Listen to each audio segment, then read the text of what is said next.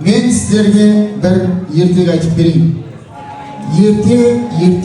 Ертеде жаппастар мен байбақтылар әулетінде үлкен дүбірлі той өтіпті.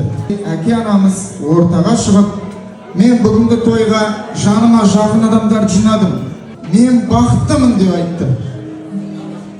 Мен бақыттымын. Зал сол кезде қошемет ұрды. Кезінде сіздер де тойымыздың төріндегі жастар сияқты төрде отырдыңыздар. Бір минут еске алайықшы. Жастық шақты жастарға қарайықшы, есімізге түсірейікші.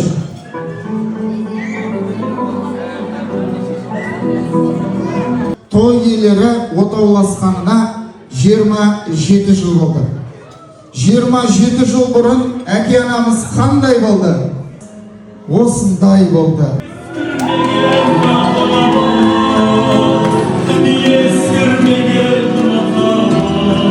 Бүгін тойымыздың төрінде красавчик болып отқан Саят.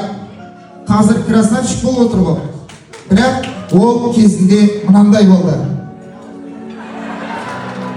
Әулетіміздің су жаңа келіні осындай болды. Естеріңізге түсті ме? Ностальгия. Жастық шақты еске алайық.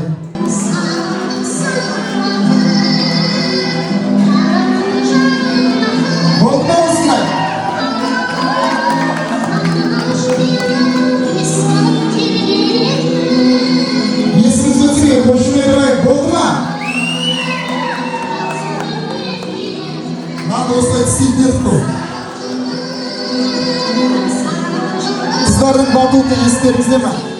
Жігіттер болды ма осындай? Енді осы жастық шақ сіздерге сәлемдеме жолдайды. Лет экранға назар аударайық. Жастық шақтан сәлемдеме. Қарағамай, сұлулық осындай болады екен, бір басқа армансыз қонады екен.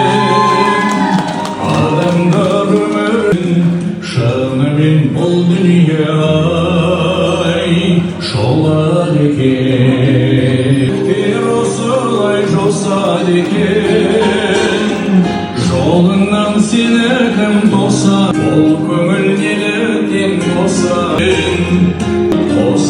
екен.